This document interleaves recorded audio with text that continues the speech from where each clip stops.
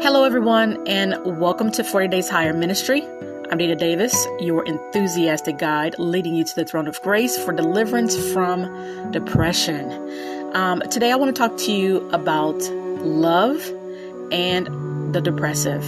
So, more specifically, the fight. So, over the last couple of weeks, I've had a couple of conversations about the fight that depressives face, whether or not they're doing enough to reach that level of deliverance.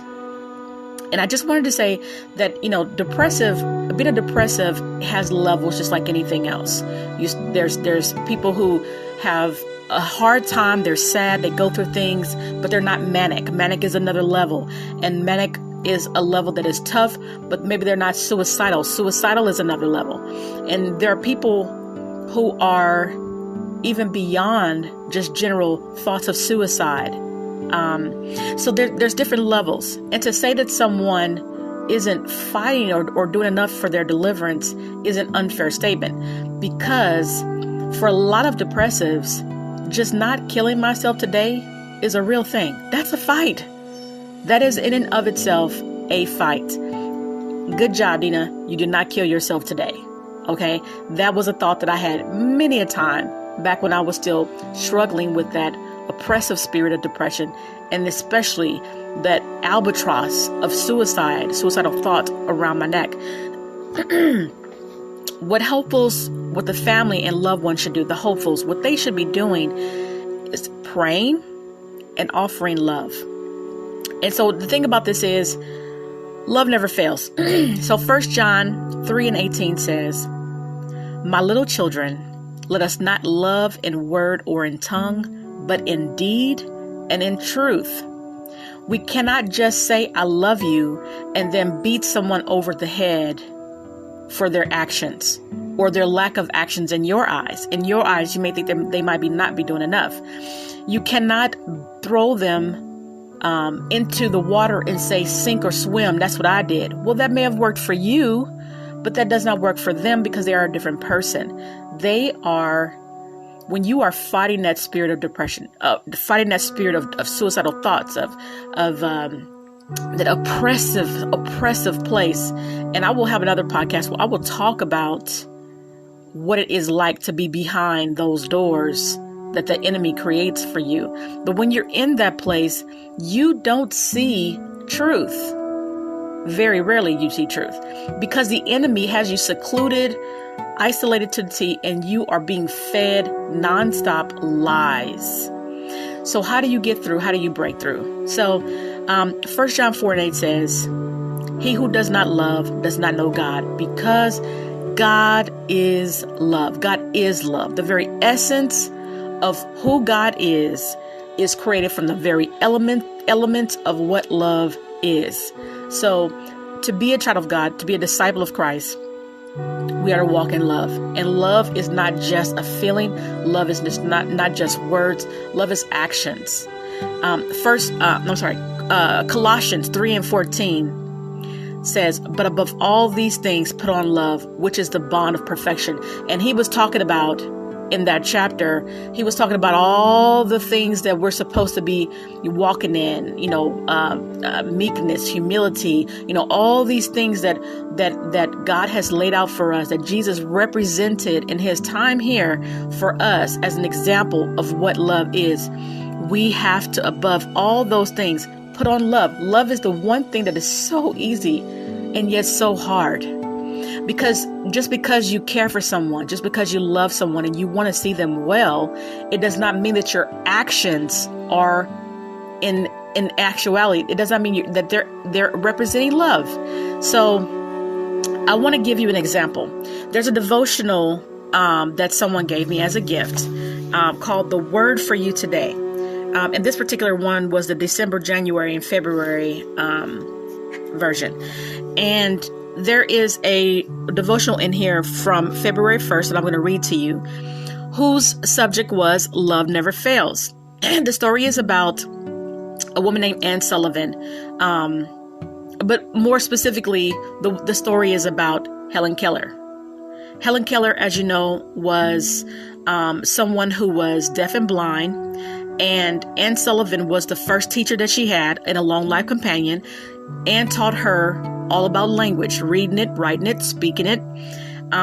Eventually, through Anne's tutelage, Helen Keller was able to attend school, some private schools and some public schools.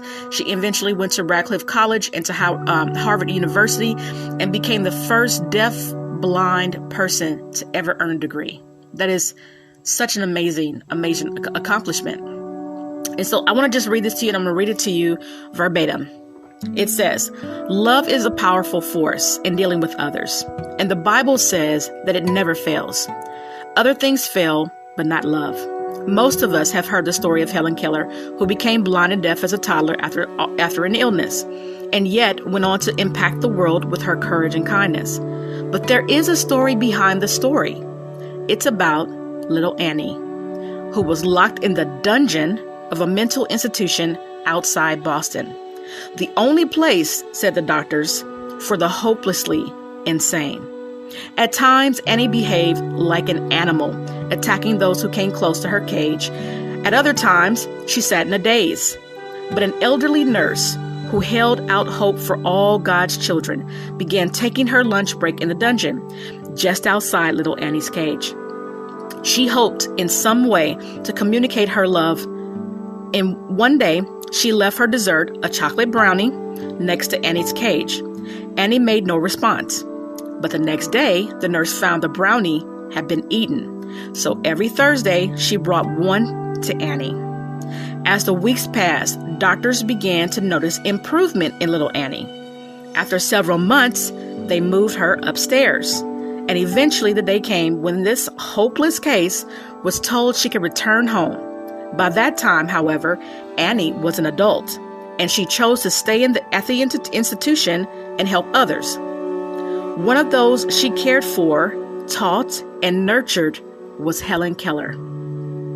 Little Annie's full name was Anne Sullivan. Since God loves us and never gives up on us, we must do that for one another.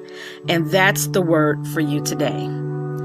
Now, I'm going to tell you something. When I read this devotional, it brought me to tears. And it brought me to tears because I connected with that story so strongly. The fact of Annie being in that cage and lashing out to people who were just trying to help her. But she just, in her mind, she was tormented. And all that she could do was lash out in anger. She did not know how to receive the help. So a couple of things stuck out for me actually in this story. The first thing was the doctors called Anne hopelessly insane. They had given up. They basically kept her in that cage because it was a separation from the rest of the world for the rest of the world's protection. That was not for little Annie's protection. That was for the rest of the world, to keep them from being harmed by little Annie. The second thing is that Anne attacked everyone that was trying to help her. And as I said, and it's even so important to me that this happened with food, because when I was staying at my sister Elise's house, the first few weeks that I was there, I was literally like little Annie. I was like a caged wild thing in a cage. I was in her basement, and I did not want to hear anything. I didn't want to have a conversation. Don't you dare talk to me about God. Don't you dare try to love on me. I just didn't want to receive anything. I wasn't taking any phone calls, not from my kids, not from my family, not from anybody. Even though I had unsuccessfully taken my life, attempted to take my life, I was still suicidal. I was still a wild, caged animal in my mind. And Elise, with love, would just knock on the door and say, I made something for you to eat. It's right out here. And she would leave it outside the door. And what she doesn't know, or what she didn't know at that time, because I believe I've told her about this, I would cry. I would be sitting on the bed, eating the food, just crying, because it was such an act of love. And that is what I needed in that moment. I didn't need a lecture. I didn't need a sermon. I didn't need to be beat over the head. I just needed love. I just needed someone to show me love, show me that they were not going to give up on me, even though I tried to give up on myself. That is why God is love, because that is what God does for us. He does not give up on us, even though we have given up on ourselves, even though the enemy tries to make us give up on ourselves.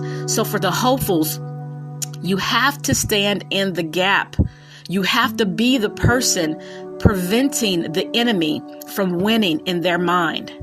So the third thing that stuck out to me in this devotional was the fact that after improvement, she was promoted upstairs. She was taken out of the cage and allowed to go upstairs and be around the rest of the normal folks, right?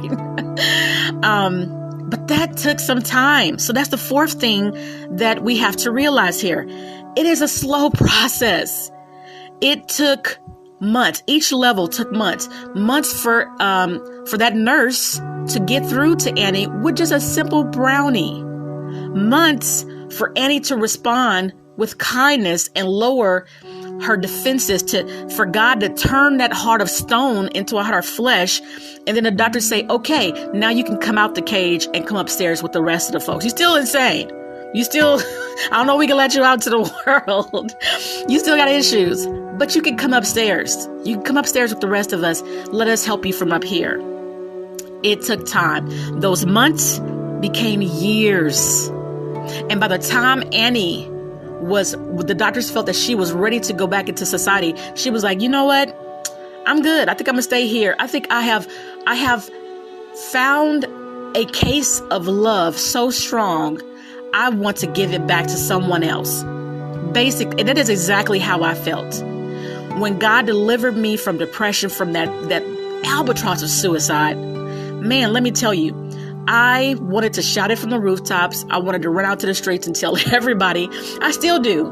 I want to tell everybody that you can find deliverance if you allow the Lord to just come in, to surrender. But guess what? The depressive me, when I was in that stage, I didn't want to hear from anybody.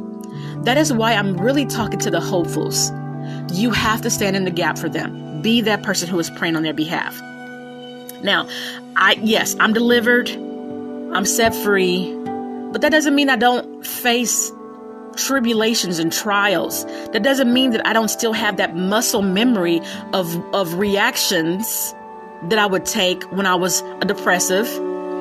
I have to pray against that. I have to fight against that every single day, every single decision. Every time someone says something that offends me, I have to go into warring mode and say, no, devil, I'm not allowing you to put that thought into my mind that they think this about me or think that about me or they're out to get me or whatever. It is just helpful criticism, perhaps.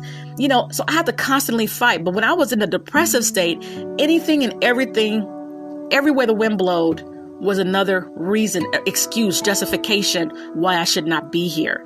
So we cannot be impatient with people who are depressed, who are fighting suicidal oppression. They are fighting in their way. They are fighting. We have to stand in the gap for them and fight the rest of the way. Next time, what I want to talk about is that depression prison. But I hope that you have been blessed by this message. I hope that you find encouragement by this message. And just remember, be patient. Pray. Share your love for your depressive. Because let me tell you, baby, they need you. They need you. They need you. They need you. It took a year. Elisa and Nasa prayed for me for a year. 3 days a week, 2 or 3 days a week for a year solid. Before God hit me so strong, I fell to my knees and said, Father, I surrender. So be patient, pray, and share the love of Christ that is in you. With that, I say God bless you, and I will see you next time.